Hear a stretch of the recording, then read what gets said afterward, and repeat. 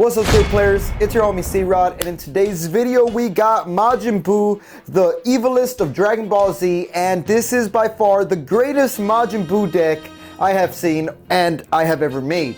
Because first of all, it's the actual Majin Buu leader, and he is a very powerful leader once you get your head around how his abilities work. So this deck right here, I'm gonna rank as one of the hardest decks to play because of his ability. And he has an ability that you drop 3 cards from the top of your deck in the drop area in order to be able to switch energies between your drop area and your energy zone if you happen to switch energies with a Majin Buu in your drop area. So that's why this deck is hard to play, because of the ability of manipulating your energies with Majin Buus and making sure that you have the perfect energy required to make the big Majin Buu plays. So that is why this deck is very difficult to play, because of his activate main ability of switching energies and manipulating your energies. But, you know, other than that, he has a pretty basic auto. When he attacks, you draw 1 card as his auto, and a permanent that you cannot send cards from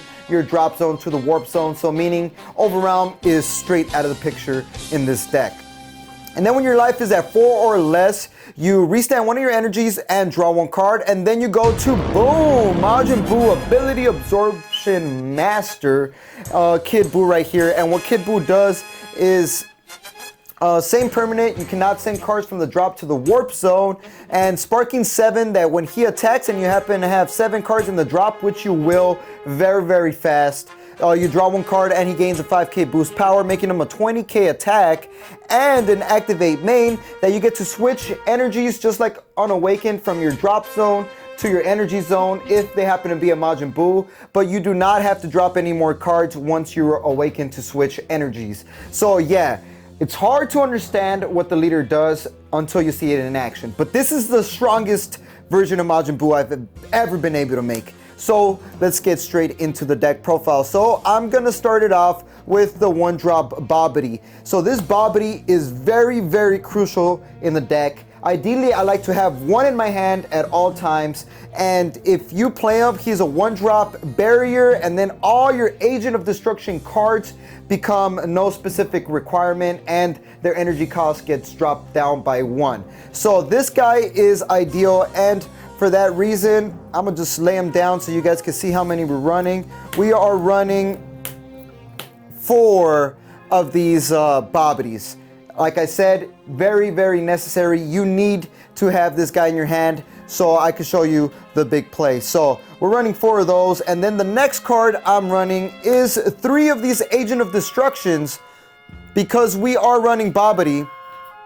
Bobbity reduces the energy cost of these guys by 1, making it 2-drop, and he pops a 25k or less, and you know, he's a 20k body. You cannot really activate his activate main because our leader is not red. So we're running 3 of those for sure. And then another Agent of Destruction that we are running because of our Bobbity leader, we are running 3 Agent of Destruction Janimbas. So Agent of Destruction Janimba is a very powerful card. He's a critical attack, and if he comes out onto the field during the end of the turn, you get to restand 1 of your energies and draw 1 card if you played him from your hand. And he's just a critical. That's ideally why I have him, because he's a critical attack. So we are running 3 and 3 of those. That's it for the Agent of Destruction. Now for our super combos, if you happen to have 5 in the drop, which you will, Sparking 5, you 10k boost, draw a card. Since our leader bursts 3 very early game, you're gonna be having that Sparking 5 to activate this super combo turn 2. So this is a very strong play. We're running 4 of those, and then just 1 of these combo play cards. So when you combo with this card, you get to restand 1 of your energies. So this card is very useful for comboing and, you know, restanding an energy for some offensive plays. This card is very useful for combo power. And then for manipulating energy purposes, we are running 4 Sensu Beans. Sensu Bean is, you know, restand an energy, 5k boost to a battle card or your leader card. This card is just ideal for explosive offensive plays to manipulate your energy. And in this deck, since our leader manipulates the energy a lot, That's going to be very necessary. And then for our counters, I'm running just 3 Dimension Magics, because this is a counter sparking 5, pick up a life if you happen to have 5 in the drop to activate the negate and restand 2 of your blue energies. And a lot of these cards happen to be blue in the Majin Buu deck. So we are running just 3 sparking cards of the negate Dimension Magic.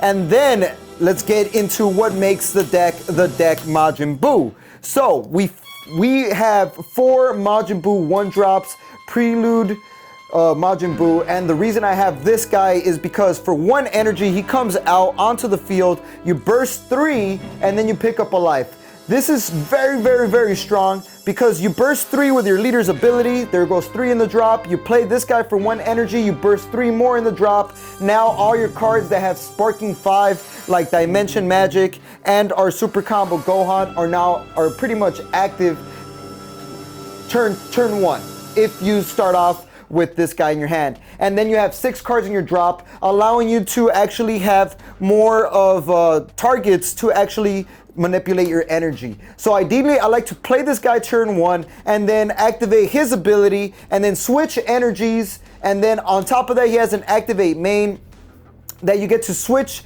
this card into your energy zone and then get 1 blue Majin Buu that's in your energy to your hand. So this guy is super freaking good. You need 4 of those in the deck, and Self-Awakening.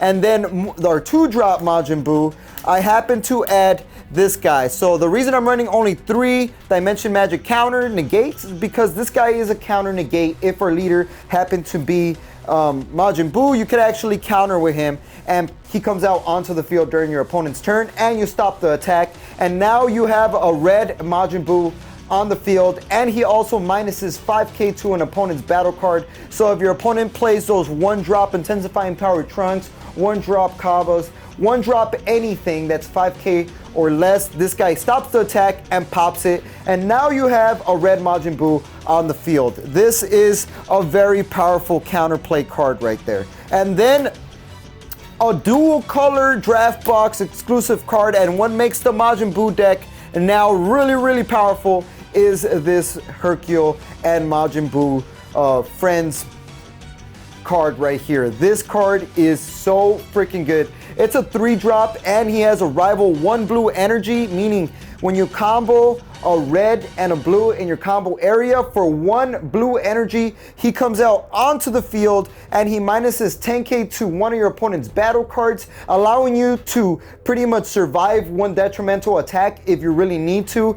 And on top of that, he draws you a card, and then at the end of the turn, you get to bounce 1 of your cards back to your hand if you want to, because it says choose up to 1, but you cannot bounce itself back. It has to be another battle card. So this card is very, very, very strong, and he is also considered a red Majin Buu card. So why do we want red Majin Buu cards on the field? Because of the next card, which happens to be the Awakening Evil Majin Buu, the main component of the entire deck. So this guy, he evolves for just 2 red energies on top of a red Majin Buu. It could be the Arrival Majin Buu that I ideally like playing during my opponent's turn. When they're attacking me, I combo out and then I Arrival the Majin Buu, or I counter this Majin Buu during my opponent's turn, and then when it goes back to my turn, I have a red Majin Buu to just evolve on top for 2 energies.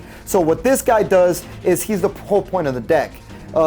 What he does is you Union Absorb, right? You absorb a battle card in your hand, put it under this card, and then you get to search your deck and play out a Majin Buu that's, 25k power or higher from your deck.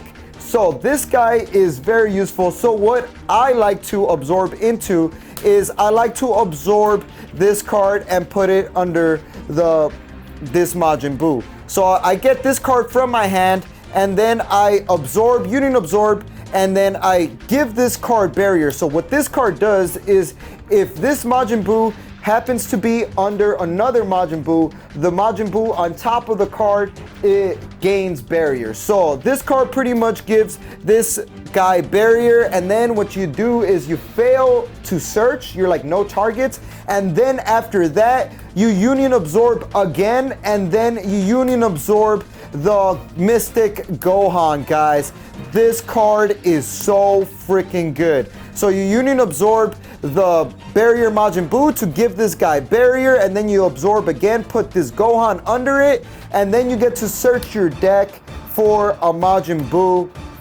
But the reason we have this guy is because he pretty much, when he attacks, you get to choose between either activating his draw ability or activating his double strike ability. So you absorb the Mystic Gohan with this Majin Buu, then you search your deck for the Grand Evil Absorption Majin Buu. So what this Grand Evil Absorption Majin Buu does is he gains the ability of a Mystic, of a Son Gohan that's under it, and ideally you will have this guy under it, right? Because you absorbed it with this Majin Buu. So I'll show you guys the play just so you guys aren't confused.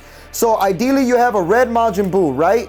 It could be this guy or this guy. You have one of these guys on the field, right? Use 2 red energies, then you evolve, right? It could be this guy or this guy, whatever target you happen to have on the field. So you evolve, right? For 2 red energies, you evolve. You have this guy on the field, right? So you have the Majin Buu on the field. Then you're gonna union absorb, activate his ability, and absorb this guy from your hand. He absorbs it, boom, right? You absorb that Majin Buu. So now this Majin Buu gains barrier, and then you fail to search, and then you're gonna activate his union absorb again and absorb the Gohan, put it under him, and then search your deck for, boom, this guy. And then what he does is he gains the ability of a Gohan that's under it. So you choose this, you choose the Gohan that you just absorbed, which happened to be this Gohan. He gains his abilities, right? So then when you attack, since he gains this Gohan's abilities, you get to choose between a draw or a double strike. Ideally, I like to draw. He restands, and he can also attack active battle cards. He attacks again, and then you can choose between a double strike or another draw. Up to you. So that's what he does. That is the point of the deck, but there's more, guys. If you don't want to go into the Mystic Gohan route, which is my #1 go-to, the next route you could do is union absorb, right? And search your deck for this Majin Buu. So we're running one of those guys, and what this Majin Buu does, it's pretty much when he comes out onto the field, if you absorbed Babidi, so you want to absorb a Babidi if you go into this play, he comes out onto the field and he plays you all the Agent of Destructions up to 5 in the drop area. So he comes out onto the field, and then you can play this guy, this guy, this guy, or that guy. You could play all these guys and swarm the field, and then go in with a triple attack and go in with a bunch of critical attacks, or a Vegeta that pops, and it's just an insane amount of destruction actually happening. Thus, it's called Agents of Destruction. So yeah, sorry if I kind of like made that kind of hard to understand, but yeah, we are running just one of these and one of these as our Majin Buu absorption cards. And then last but not least, I'm gonna finish it off with Hercule thinks he's the best. The reason I am running this Hercule thinks he's the best is because sometimes, guys, your main plays, which happens to be these guys, might end up in your drop zone from burst. You know, it just happens to happen. Or they might end up in your hand early game.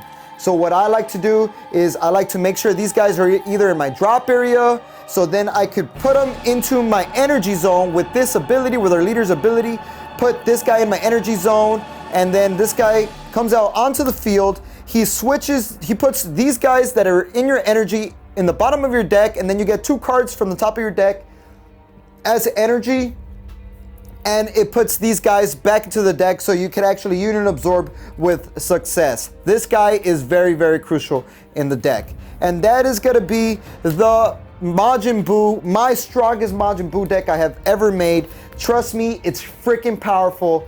Just play it. But like I said, this deck does require a high level of skills to play because of the manipulating the energy, and you know, it's just hard, but it's fun. And that's gonna be the end of the video. Like, comment, subscribe.